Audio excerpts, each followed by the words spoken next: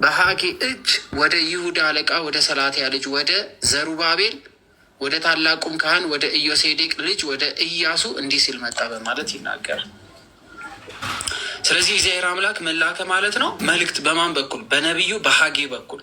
አሁን በዚህ ዘመን ያለን ሰዎች አሁን ያለን ዘመን በዚህ ዘመን የምንገኝ ሰዎች በጠቅላላ ለምንድነው ኑሯችን የተመሰቃቀለው? ክብር ለምንድነው የጎደለን? ፍቅር ለምንድነው የጎደለን? መጠፋፋት ለምንድነው የበዛብን? መጎዳዳት ለምን በዛብን? የሚለውን የምናውቀው በእነዚህ ትምህርቶች ስለሆነ በእነዚህ ትምህርቶች በደንብ አድርገን እንረዳለን። ስለዚህ ሰው ይህንን ትምህርት ሲማር ሁሉን ነገር ያውቃል፣ ይረዳል ማለት ነው።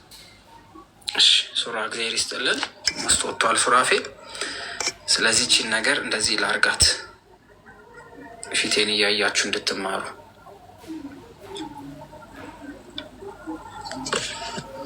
ይታያችኋላ ጽሁፉ?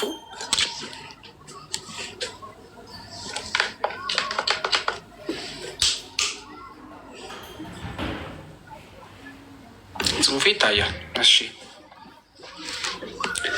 ስለዚህ ወደ ኢዮሴዴቅ ልጅ ወደ ኢያሱ እንዲህ ሲል ከእግዚአብሔር ዘንድ መልእክት ተላከ። ከእግዚአብሔር ዘንድ ምንድነው የተላከው መልእክት የሚለውን እንመልከት። የሰራዊት ጌታ የሆነ እግዚአብሔር ይህ ሕዝብ ዘመኑ አልደረሰም፣ የእግዚአብሔርን ቤት የሚሰራበት ዘመን አልደረሰም ይላል ብሎ ተናገረ። ሕዝቡ ነው የሚናገረው። ዘመኑ አልደረሰም፣ የእግዚአብሔር ቤት የሚሰራበት ዘመን አልደረሰም ይላል ብሎ ተናገረ። የእግዚአብሔር ቃል በነቢዩ በሐጌ እጅ እንዲህ ሲል መጣ። በነቢዩ በሐጌ እጅ ግን እግዚአብሔር አምላክ መልእክት ላከ። ሰዎቹ ምን ይላሉ? አይ ጊዜው ገና ነው አልደረሰም እያሉ የእግዚአብሔር ቤት ፈርሶ እነሱ በደስታ ስለነበሩ በወቅቱ የእግዚአብሔር ቤት ማለት እግዚአብሔር አምላክ የሚመለክበት እግዚአብሔር አምላክ የሚከብርበት ቤት ማለት ነው። ስለዚህ የእግዚአብሔር ቃል በነቢዩ በሐጌ በኩል እንዲህ ሲል መጣ። በውኑ ይህ ቤት ፈርሶ ይህ ቤት ፈርሶ ሳለ እናንተ ራሳችሁ በተሸለሙ ቤቶች ለመኖር ጊዜው ነውን ብሎ እግዚአብሔር አምላክ ጠየቀ።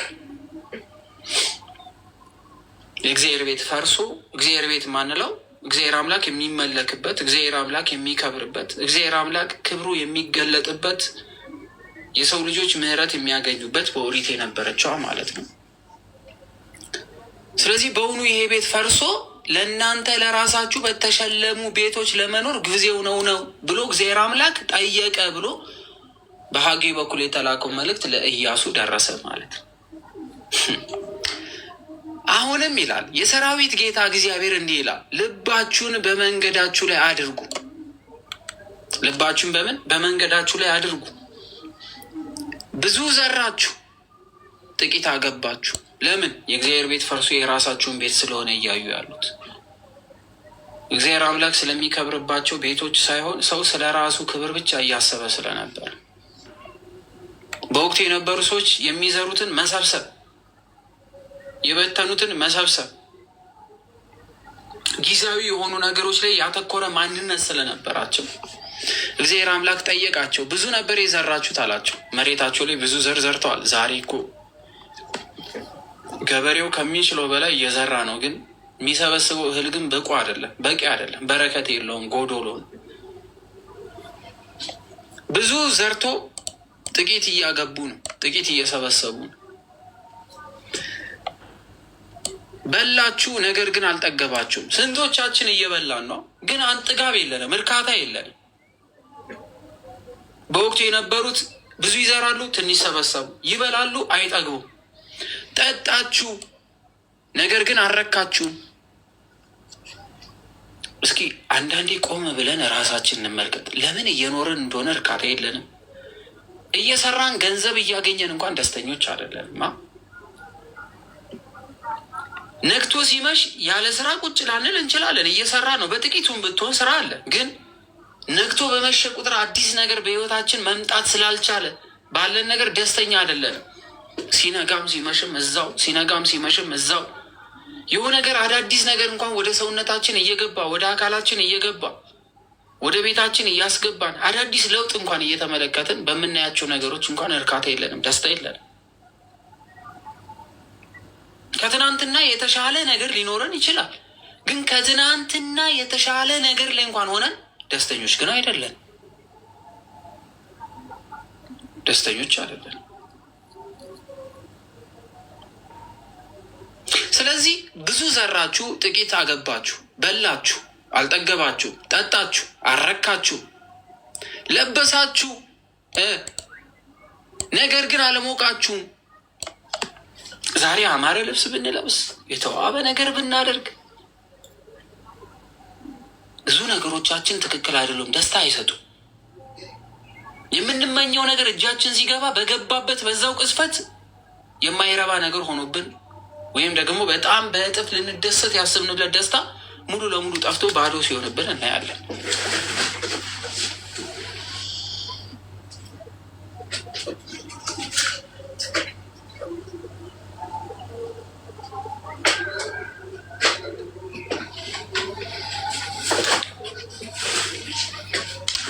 ወዲያው ደስታችንን ስናጣው ማለት ነው።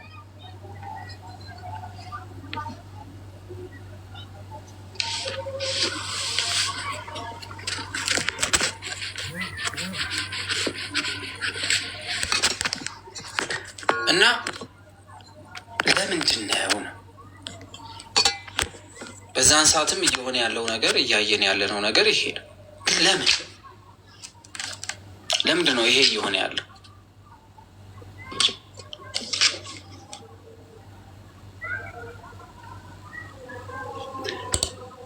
ደሞዝ የተቀበለ ሰው በቀዳዳ ከረጢት ያደርገው ዘንድ ደሞዙን ተቀበለ በማለት ያስቀምጣል።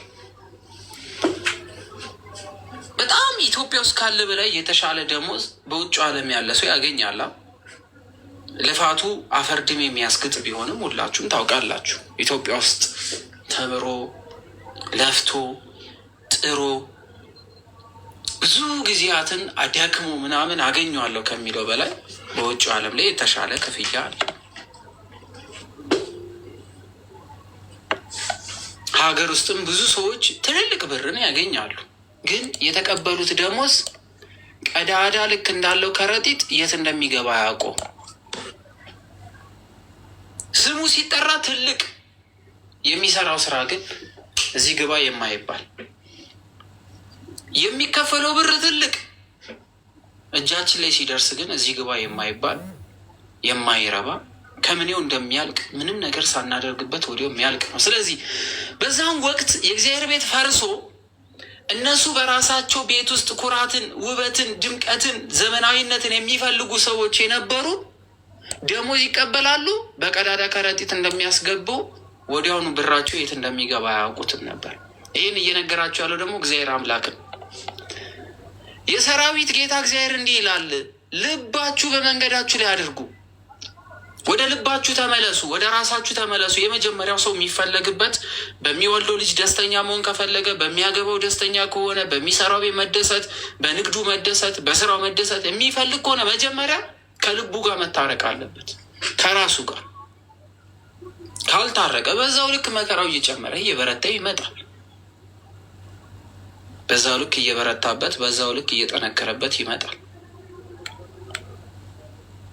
ወደ ተራራ ውጡ፣ ወደ ተቀደሰው እንጨትንም አምጡ፣ ቤቱንም ስሩ፣ እኔም በእርሱ ደስ ይለኛል፣ እኔም አመሰግናለሁ ይላል እግዚአብሔር። እየሰማችሁት ነው? ወደ ተራራ ውጡ፣ እንጨት አምጡ፣ ቤቱን ስሩ፣ እኔንም በእርሱ ደስ ይለኛል፣ እኔም አመሰግናለሁ ይላል እግዚአብሔር አምላክ። ስለዚህ እግዚአብሔር አምላክ ለእርሱ በሚሰራው ቤት ምን ይሆናል? ደስተኛ ይሆናል።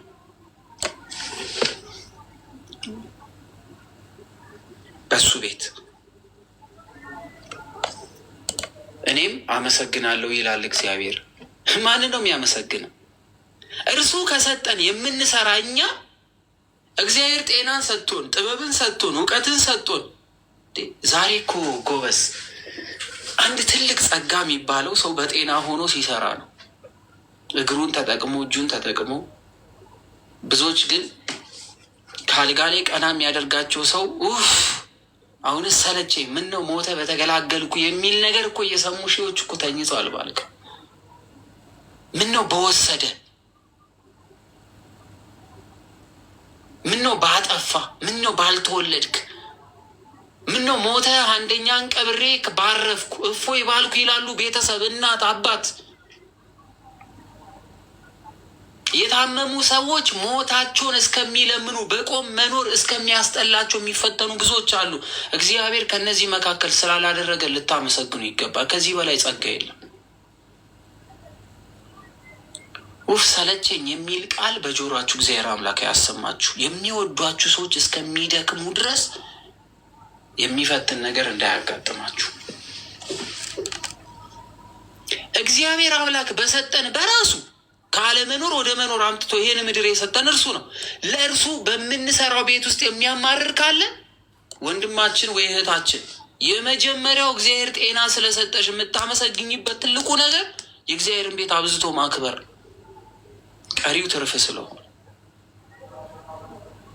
በጤና ኖሮ የሚያላምጥ ምላስ፣ የሚያኝክ ጥርስ፣ የሚወጥ ጉሮሮ ኖሮ ማመስገን ትልቅ ነገር ነው። ሰዎች በአፋቸው መመገብ ከብዷቸው በጉሮሯቸው እህል የሚሰጣቸው አሉ። እዚህ ጋር ተቀዱ፣ እዚህ ጋር አልሰራ ስላለ እዚህ ጋር እህል የሚበሉ አሉ። በዚህ በኩል በቬናቸው የሚበሉ አሉ። በአፍ ማውራት ከብዷቸው እዚች ጋር በተሰካች መተንፈሻ መነጋገር የሚያወሩ አሉ። ጆሯቸው መስማት ከብዷቸው አርቲፊሻል የሚጠቀሙ ብዙዎች አሉ። መራመድ ከብዷቸው ከወገባቸው በታች በአርቲፊሻል የሚንቀሳቀሱ አሉ።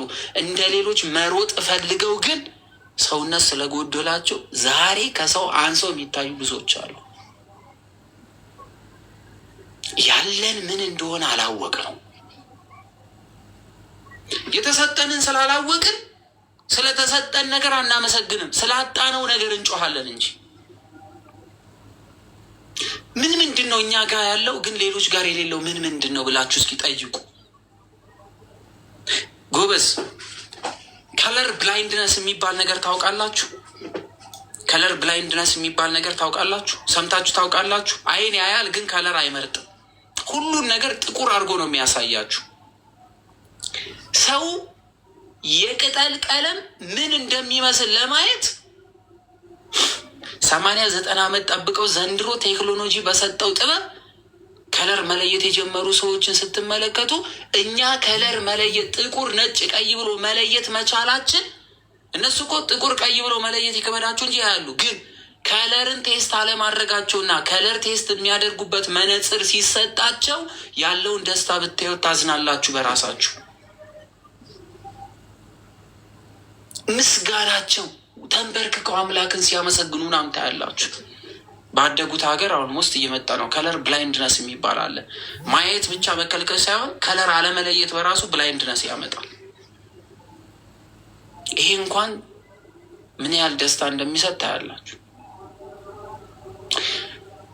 ስለዚህ እግዚአብሔር አምላክ ከእርሱ የሆነ ስጦታ ሰጥቶን የእርሱን ቤት ስለሰራን እኔም አመሰግናለሁ ይላል እግዚአብሔር አምላክ። አይገርምም?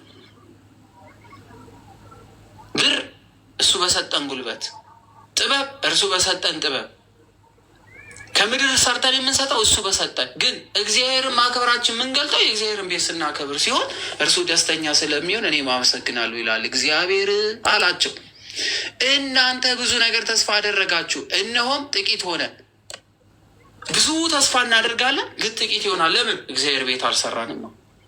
ለእግዚአብሔር ቤት ሲሆን ይከብደናል፣ እንደ ጅል እንደ ሞኝ ምናምን ስለምንቆጠር። እናንተ ብዙ ነገር ተስፋ አደረጋችሁ፣ እነሆ ጥቂት ሆነ። ወደ ቤቴም ባገባችሁት ጊዜ እፍ አልኩበት። ወደ ቤትም ባስገባችሁበት፣ ወደ ቤትም ባገባችሁት ጊዜ እፍ አልኩበት። ለምን? አልባረከውም። የራሳቸውን ምኞት ስላስበለጡ፣ የራሳቸውን ነገር ስለመረጡ፣ ከእግዚአብሔር ቤት ይልቅ የራሳቸውን ክብር ስለፈለጉ፣ ለራሳቸው ቤት ስለሞሉ፣ የራሳቸውን ቤት ስለከፍ ስማቸውን ከፍ፣ ቤታቸውን ከፍ፣ ግንባታውን ከፍ፣ ውበቱን ከፍ። ስለዚህ ምንም ይስሩ ምንም እግዚአብሔር አምላክ አይባርኮም? ይኸው አይባረክላችሁም። እናንተ ብዙ ነገር ተስፋ አደረጋችሁ፣ ጥቂት አገኛችሁ። ለምን? የኔም ቤት ንቃችሁ የራንተን ቤት ሰራችሁ እያላቸው ነው። ይህ ስለ ምንድን ነው ይላል የሰራዊት ጌታ እግዚአብሔር። እናንተ ሁሉ ወደ ቤታችሁ እየሮጣችሁ የእኔ ቤት ፈርሶ ስለተቀመጠ ነው።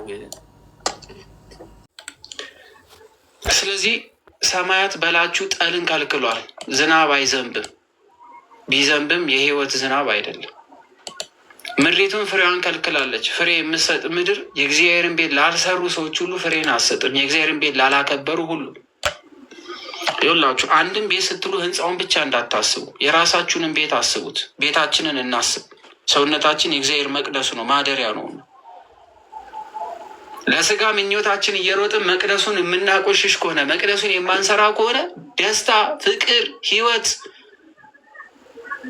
እድሜ፣ ጤናኛነት እያጣን እንሄዳለን። ውበት እየረገፈ፣ ጤናችን እየተዛባ፣ አስተሳሰባችን እየጎደለ፣ ደስታችን እየራቀ፣ ሀዘን ብቻ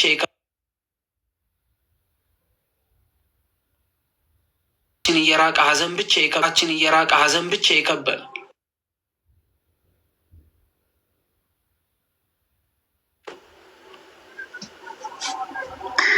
እኔም በምድር በተራሮች በእህልም በወይንም በዘይትም በምድርም ከምታበቅለው ላይ በሰዎች በእንስሶች ላይ እጅግ የሚደክምበትን ሁሉ ላይ ድርቅን ጠርቻለሁ። ሰው እየተራበ ነው ዛሬ። ይለፋል፣ ይጠራል፣ እርካታ የለውም። ይሰበስባል፣ ወደ ጎተራ ያስገባል፣ በረከት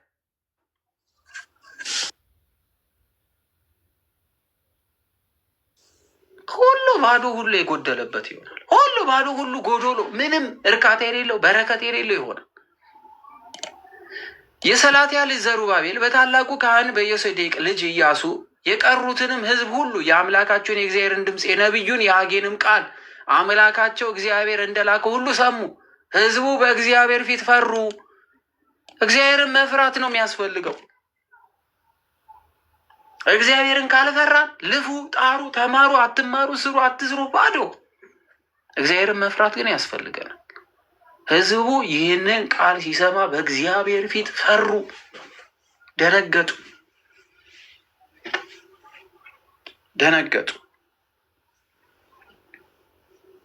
የእግዚአብሔርን መልእክተኛ ሐጌ በእግዚአብሔር መልእክት ሕዝቡን እኔ ከእናንተ ጋር ነኝ ይላል እግዚአብሔር ብሎ ተናገረ። እናንተ ከተመለሳችሁ ከእናንተ ጋር ነኝ፣ ካልተመለሳችሁስ ቁጣው ይበዛባችኋል።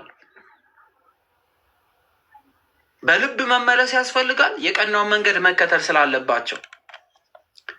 እግዚአብሔርም የይሁዳ አለቃ የሰላትያ ልጅ የዘሩባቤል መንፈስ፣ የታላቁንም ካህን የኢዮሴዴቅን ልጅ የኢያሱን መንፈስ፣ የቀረቱን ሕዝብ ሁሉ መንፈስ አስነሳ። ቀሰቀሳቸው። የተኙትን የናቁትን ሁሉ ተነሱ አለ። የጎደለውን እንዲያሟሉ፣ ቤቱን እንዲሰሩ ሁሉንም አነቃቃ እግዚአብሔር አምላክ። በንጉሥ በዳሪዮስ በሁለተኛ ዓመት በስድስተኛ ወር ከወሩም በ24ኛው ቀን መጡ። የአምላካቸውን የሰራዊት ጌታ የእግዚአብሔርን ቤትም ሰሩ። ሰሙ፣ ስራ ጀመሩ። ለክብራቸው የሚሮጡ ሁሉ ዋጋ ቢስ እንደሆነ እግዚአብሔር የሌለበት ነገር ሁሉ የትኛውንም ያህል ክብር ከፍ ቢል፣ የትኛውንም ያህል የአማረ የተዋበ ቤት ውስጥ ብንቀመጥ ዋጋ እንደሌለው ስለተረዱ የእግዚአብሔርን ቃል ሰሙ፣ አምላክን ፈሩ፣ ታዘዙ፣ ቤቱን መስራት ጀመሩ። ምዕራፍ 1 ትንቢተ ሐጌ። ምዕራፍ 2 በሰባተኛው ወር በስድስተኛው ወር ቤቱን መስራት ስለጀመሩ ከወሩም በ21ኛው ቀን የእግዚአብሔር ቃል በነቢዩ በሐጌ እጅ እንዲህ ሲል መጣ። ከአንድ ወር በኋላ ማለት ነው። ለይሁዳ አለቃ ለሰላትያ ልጅ ለዘሩባቤል ለታላቁም ካህን ለዮሴዴቅ ልጅ ለኢያሱ ለቀሩትም ሕዝብ እንዲህ ሲል ተናገረ። ሐጌ ነቢይ ነው። በቀድሞ ክብሩ ላይ ይህን ቤት ያየ በእናንተ መካከል የቀረ ማን ነው? ዛሬስ እንዴት ሆኖ አያችሁት? በዓይናችሁ እንደ ምናምን አይደለምን አላቸው። እነሱ ሰርተው ጨረሱ። ግን የሰሩበት መንገድ ግን በቀደመ ክብሩ አልነበረም። ቤቱን እንደ ነገሩ ጣል ጣል ነካ ነካ አድርገው ስለሰሩት እስኪ በቀደመ ክብሩ ይሄንን ቤት አይቶት የሚያውቅ አለ የሚል የእግዚአብሔር ቃል መጣባቸው። አስቀድሞ ከነበረው ክብሩ አሳንሰው እንደ ነገሩ ሰርተውት ስለነበረ፣ ስለዚህ በዓይናችሁ እንደ ምናምን አይደለምን ብሎ ጠየቃቸው። አሁን ግን ይላል ዘሩባቤል ሆይ በርታ ይላል እግዚአብሔር። ታላቁንም ካህን የዮሴዴቅንም ልጅ ኢያሱ ሆይ በርታ፣ እናንተም የሀገር ሕዝብ ሆይ በርቱና ስሩ ይላል እግዚአብሔር። ከእኔና ከእናንተ ጋር እኔ ከእናንተ ጋር ነኝ ይላል የሰራዊት ጌታ። አሁን እግዚአብሔር ከእናንተ ጋር ነኝ፣ ግን ይህ ቤት ተሰርቶ አላለቀም። ከቀደመ ክብሩ ይሄ ቤቴን ሳየው ያነሰ ቤት ነው ብሎ እግዚአብሔር ተናገር። ቤቴ የሚገባውን አይደለም የሚያገኘው። እንደ ነገሩ ሾጥ አድርጎ የሚሰራ ቤት አይደለም። ለእግዚአብሔር በሙሉ ልብ በንጹህ ልብ መሰራት ስላለበት መንፈሴም በመካከላችሁ ይኖራል አትፍሩ አለ እግዚአብሔር አምላክ። መንፈስ በመካከላችን ካለ ምን አንልም፣ አንፈራ። እግዚአብሔርን የያዘ ሰው ማንም ምንም ቢመጣ ይፈራ። አሁን እግዚአብሔር የሌለበት ነገር እየሰራን ስለሆነ ችግር የሆነው። እግዚአብሔርን የያዘ ሰውስ ግን አይፈራ። አብሬያችኋለሁ አትፍሩ አለ እግዚአብሔር አምላክ። የሚያጽናናም አምላክ ነው። ሰው ሲመለስ ወደ እግዚአብሔር ሲመለስ ቤቱን ይባርክለታል፣ እርሻውን ይባርክ፣ ጥቂት ሰርቶ በብዙ ያተርፋል። የሰራዊት ጌታ እግዚአብሔር እንዲህ ይላል፣ ገና አንድ ጊዜ በቅርብ ዘመን እኔ ሰማያትን፣ ምድርን፣ ባህርን፣ የብስንም አናውጣለሁ። አሕዛብ ሁሉ አናውጣለሁ። በአሕዛብ ሁሉ የተመረጠውን ዕቃ ይመጣል፣ ይህንንም ቤት በክብር እሞላዋለሁ ይላል የሰራዊት ጌታ እግዚአብሔር። ስለዚህ እግዚአብሔር አምላክ የሚቆጣበት ያቺ ቀን እንደምትመጣ ይነግረናል። ያቺ ቀን እንደምትመጣ ያቺ ቀን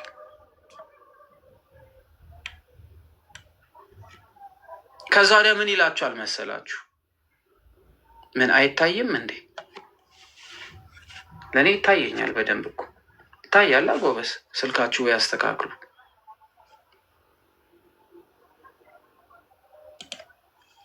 አሁን ይቀጥልና እንዳይሰስቱ እንዲህ ይላችኋል፣ ብሩ የኔ ነው። እስኪ አሁን እናንተ ጋር ያለው ብር የማን ነው? የእናንተ ነው? የእግዚአብሔር ነው? ጉልበታችሁ የማን? የእናንተ የእግዚአብሔር። ቁመታችሁ፣ እስትንፋሳችሁ፣ ህይወታችሁ የማን ነው? የማን? የሁላችንም። እኔ አሁን የምናገርበት ቃል የማን ነው? አሁን የምተናፍስበት፣ አሁን የምንቀሳቀስበት፣ አሁን ሁሉ ነገር የማን ነው? የኔ ነው? የእግዚአብሔር ነው። የራስ ፀጉራችን ቆጥረነዋል፣ ቁጥሩ እናውቀዋለን። ቁመታችንን ለክተን ሰተነው ነው እዚህ ላይ ደረስነው። ውፍረት፣ ቁመት፣ ውበት፣ ወንድ ሴት መሆን መርጠን ነው የመጣ ነው። ስለዚህ እግዚአብሔር አምላክ እንዲህ ይላል፣ ብሩ የኔ ነው፣ ወርቁም የኔ ነው ይላል የሰራዊት ጌታ እግዚአብሔር። የእናንተ የሆነ ነገር ምንም የለም፣ ሁሉ የኔ ነው። ስለዚህ ለእግዚአብሔር ቤት ለመስጠት መሰሰት አይቻልም። ከፊተኛው ይልቅ የዚህ የሁለተኛው ቤት ክብር ይበልጣል። ከመጀመሪያው ይልቅ ሁለተኛው ቤት መብለጥ አለበት ነው ይላል የሰራዊት ጌታ እግዚአብሔር። በዚህም ስፍራ ሰላምን እሰጣለሁ። የእግዚአብሔር ቤት ባለበት ቦታ ሁሉ ምን አለ? እውነተኛ ሰላም አለ። እውነተኛ ሰላም ይላል የሰራዊት ጌታ እግዚአብሔር። በዳሪዮስ በሁለተኛው ዓመት በ9ኛው ወር በ24ኛው ቀን ቤቱን ከጀመሩ ስንት ወር አለፈ ማለት ነው? 3 ወር አልፎ 9ኛ ወር መጣ። የእግዚአብሔር ቃል በነቢዩ በሐጌ እጅ እንዲህ ሲል መጣ። ለሁለተኛ ጊዜ ማስጠንቀቂያ ከሰጣቸው በኋላ የሰራዊት ጌታ እግዚአብሔር እንዲህ ይላል፣ ካህናቱን ስለ ሕጉ ጠይቅ። አንድ ሰው የተቀደሰ ስጋ በልብሱ ዘርፍ ቢይዝ በዘርፉም እንጀራ ወይም ወጥ ወይም የወይን ጠጅ ወይም ዘይት ወይም ማናቸው መብል ቢነካ የተነካው በውኑ ይቀደሳልን ብለህ ካህናቱን ጠይቃቸው። ካህናቱም አይሆንም ብለው መለሱለት። ለምን? የተቀደሰውን ነገር ካልተቀደሰው መቀላቀል ስለማይቻል። የተቀደሰ ስጋ የሚለው በመቅደሱ ገብቶ የተረፈው ስጋ ማለት ነው። እሱን ከኖርማል ነገር ጋር ደባልቆ ቢይዝ የተቀደሰ ይሆናል ብሎ ካህናቱን ጠይቃለው። ጠየቀው፣ አይሆንም ብለው መለሱለት። እንደዚህ የሚባል ቅድስና የለም አሉ። ቅዱስ ስጋውና ደሙን ከሌላ ነገር ጋር እንደማወዳደር ቁጠሩት። ስለዚህ አይሆንም ብሎ መለሱ። ሐጌም ነቢዩ በሬሳ የረከሰ ሰው ከነዚህ አንዱን ቢነካ ያ የተነካው በውኑ ይረክሳልን አላቸው። ምክንያቱም በአይሁድ ስርዓት ሬሳ የሚነካ ሰው እርኩስ ስለሚደረግ። ስለዚህ በሬሳ የረከሰ ሰው ከነዚህ አንዱን ቢነካ ያ የተነካው በውኑ ይረክሳልን? ምክንያቱም እንዴ ሬሳ የነካ ሰው የሚረክስ ከሆነ እንዴት ነው የሚሆነው? እንዴት ነው የሚገንዙት ላላችሁት፣ ሬሳውን ከገነዙ በኋላ ምን ያደርጉ ነበር? የመንጻት ስርዓት ያከናውኑ ስለነበር ለነኩት ወደ መቅደሱ አይገቡም። ወደ ተቀደሱ ነገሮች ምናምን ስለማይገቡ አስከሬንን ከገነዙ ከቀበሩ በኋላ ለመንጻት ከከተማ ውጭ ይወጡ ነበር። 7 ቀን ቆይተው ተቀድሰው ድጋሚ የሚገቡት ፍየልን ወይም ሌላ ነገር አቅርበው ማለት ነው። ስለዚህ በሬሳ የረከሰ ሰው ከእነዚህ አንዱን ቢነካ ከተቀደሱት የተነካው በውን ይረክሳልን አለ። ካህናቱም አዎ ይረክሳል ብለው መለሱ። በአዲስ ኪዳን ከተሻሩ ስርዓቶች መሃል አንዱ ይሄ ነው። ሐጌም መልሶ እንዲህ አላቸው፣ ይህ ሕዝብ ይህ ወገን በፊቴ እንዲሁ ነው፣ የረከሰ ነው። እግዚአብሔር አምላክ ነው ያለው። እነዚህ ሰዎች ምንድን ናቸው?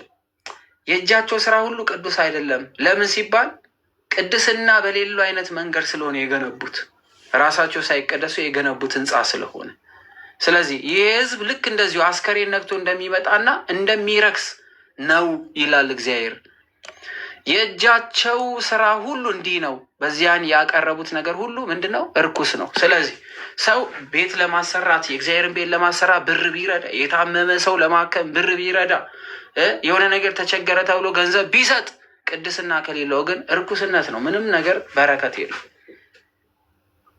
ይህን ስለሰጠ ብቻ የዘላለም ሕይወት የሚያገኝ የሚመስለው ሰው ስላለ በመስጠት ብቻ ሳይሆን በግብርም መሆን ስላለብን መቀደስ አለብን። ንስሐ መግባት አለብን። ማልቀስ አለብን። የምንሰጠው መስዋዕት መልካም መሆን መቻል አለበት። ካልሆነስ ባዶ ነው፣ ከንቱ። አሁንም ድንጋይ በድንጋይ ላይ በእግዚአብሔር መቅደስ ሳይነባበር ከዛሬ ጀምራችሁ ወደ አለፈው ዘመን ልብ አድርጉ። ወደ ቀደመ ልባችሁ ተመለሱ። ወደ አባቶቻችሁ ንስሐ ግቡ። ህንፃውን ብትገነቡት በወርቅ ብትለብጡት ምን ያደርጋል? ሰው ንስሐ ከሌለ ወደ እግዚአብሔር መንግስት ካልመጣ ባዶ በረከሰ ነገር አስከሬን ነክቶ እንደሰሩት ነበር የቆጠረባቸው። ስለዚህ ተመለሱ እያላችሁ በዚያን ዘመን ሁሉ ሰው 20 መስፈሪያ ወዳለበት ምርት በመጣ ጊዜ የተገኘው 10 መስፈሪያ ብቻ ነው። 20 ያመርታል፣ 10 ያገኛል። ሲዘራው 20 40 ማግኘት ሲገባበት ከዘራው አንሶ ያገኘዋል። 50 ማድጋ ይቀዳ ዘንድ ወደ መጥመቂያ በወጣ ጊዜ የተገኘው 20 ብቻ ነው። በ30 ያነሰ በረከት የለው፣ ውበት የለው፣ ፍቅር የለው፣ መውደድ የለው፣ ምናምን ባዶ። ለምን? ምንም የላቸውማ። ንስሐ አልገቡ፣ ትህትና የላቸው፣ ፍቅር የላቸው፣ መዋደድ የላቸው። ስለዚህ ዛሬ እየሰራን እየለፋን ባዶ እየሆነብን ያለ ነው ስላልተመለስን ነው። በእጃቸው ስራ ላይ ሁሉ በዋግና በአርምሞ በበረዶ መታዋችሁ፣ መቅሰፍት ማለት ነው። እናንተ ግን ወደ እኔ አልተመለሳችሁም ይላል እግዚአብሔር። ቤቱን ብቻ ሳይሆኑ ይሄን መቅደሱን እንድንሰራ እየነገረን እግዚአብሔር የሆነ ነገር እንዲሰጣ እንፈልጋለን፣ ግን መቅደስ ሆነን አልተገኘንም እና ስሩት። አለበለዚያ አታገኙም። ብራኬ የለውም። ማንም ቢለፋ አታገኘውም። ከዛሬ ከ9ኛው ወር ከ24ኛው ቀን ጀምራችሁ የሚመጣውን ዘመን ልብ አድርጉ። ዘመንን ዋጁን። ይመጣውን ዘመን መዋጀት አለብን። ያለንበት ዘመን የፈተና ስለሆነ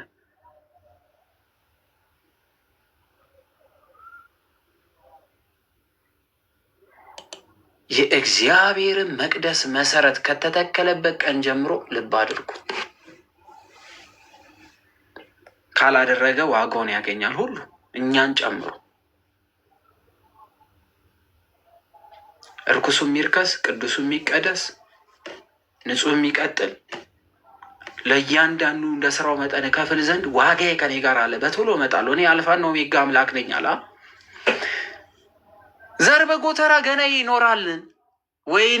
ወይንና በለስስ ሮማን ወይራ አላፈሩም? ከዚህ ቀን በኋላ ጀምሬ ባርክላችኋለሁ አለ። ባርካችኋለሁ። ምን ከሆነ ቤቱን ሰርተን እኛም ንጹሕ ሆነን ከተዘጋጀን እግዚአብሔር ይባርክልናል። ፍሬም ያፈራል። ምንዘራውን በረከት ይሆናል። የምናጭደው ይበዛል። አሁን እንዲህ ዱቄት እየሆንን በዚህ ምድር እየለፋን በረከት ያጣ ነው እኛ የእግዚአብሔር አልሆንን ወይሱም ወደ ቤታችን አላስገባም? ጆሮ ያለው ይስማሁ። የእውነት እንዋደድ። በአፋችን የእግዚአብሔር በልባችን ክፉ አንሁን።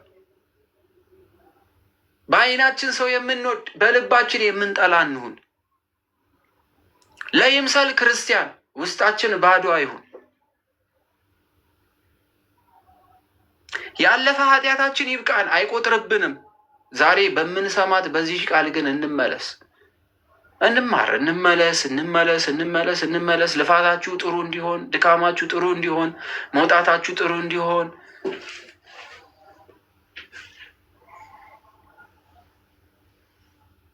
የምድር ውበቷ ኃላፊ ናት። ከእግዚአብሔር የምትሰጥ ዘመን ግን ዘላለማዊት ናት። የምድር ሆይታ ባዶ ነው፣ እስከምንሞት ነው። ከሞት በኋላ ያለ የማይተወን የዘላለም አምላክ እርሱ ይጠብቀናል።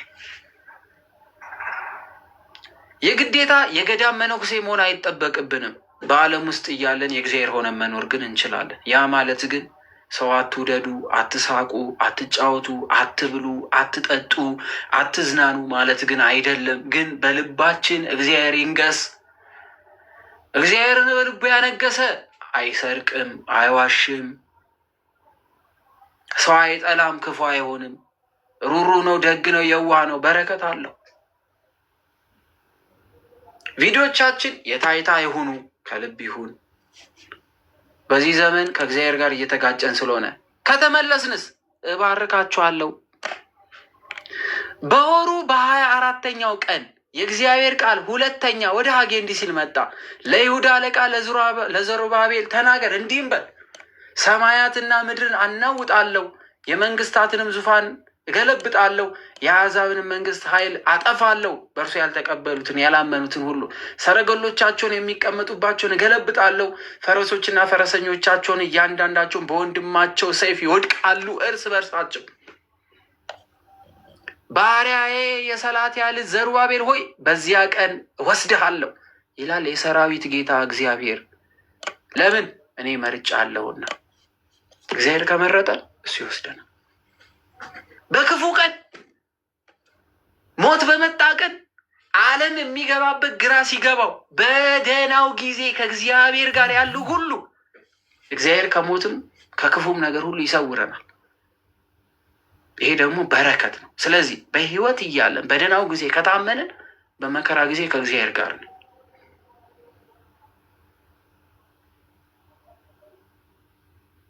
ጥቂት ስንሞክር በብዙ እግዚአብሔር አምላክ ይሾማል። እግዚአብሔር አምላክ በሚያውቀው በጥቂት ስንታመን በብዙ ይሾማል። ብዙ በድለናል፣ ትንሽ መመለስ በቂው ነው ለእግዚአብሔር አምላክ። እኔ መርጬሃለሁ ና ይላል እግዚአብሔር፣ እንደ ቀለበት ማተሚያ አደርግሃለሁ ይላል የሰራዊት ጌታ እግዚአብሔር። ትንቢተ ሐጌ በዚህ በመጽሐፍ ቅዱስ ክፍል 2 ምዕራፍ ያለው ነው። አለቀ። 2 ምዕራፍ ግን ህይወትን ሙሉ የሚያደርግ ትምህርት። እኔ አሁን ዛሬ ላይ ቆማችሁ ትናንት፣ ከትናንት ወዲያ፣ ይሄን ወር፣ ይሄን ዓመት፣ በባለፈው ዓመት፣ አሁንም ከፊታችሁ በምትሰሙት ነገር ውስጥ ሁሉ ምን ተስፋ አድርጋችሁ የእግዚአብሔርን ቤት እንደምትሰሩ በዚህ ውስጥ ተማሩበት። ለታይታም አይደለም፣ ለምንም አይደለም። ስጡ ይሰጣችኋል፣ ጠይቁ ታገኛላችሁ፣ ለምኑ ይሰጣችኋል አለው እግዚአብሔር አምላክ። ስለዚህ ይህን የሚያደርግ እግዚአብሔር አምላክ ዛሬም ድረስ ያያል። አባቴ ትናንት ይሰራል፣ እኔ ዛሬም እሰራለሁ። አባቴ እስከ ዛሬ ይሰራል፣ እኔ ዛሬም እሰራለሁ አለ እግዚአብሔር አምላክ። ስለዚህ ትናንትና ለእነ ሐጌ የተናገረ አምላክ ዛሬም በቃሉ የታመነ ነው። እነ አብርሃምን ያናገረ አምላክ ዛሬም የታመነ ነው። እነ አዳምን የማረ እግዚአብሔር አምላክ ዛሬም አለ። ሰማያትን ያቆመ አምላክ ዛሬም ድረስ አለ፣ ነገም ይኖራል።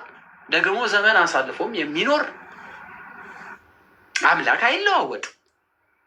እኛ በየዘመናት እየተለዋወጥን ሌላ ሰው ሆነን ስንመጣ ከእኛ በፊት የነበሩ ሲሞቱ እኛ ስንተካ፣ እኛ ስናልፍ ሌላው ሲተካ እኛ እንቆያለን እንጂ እግዚአብሔር አምላክ የሚለዋወጥ አምላክ አይደለም።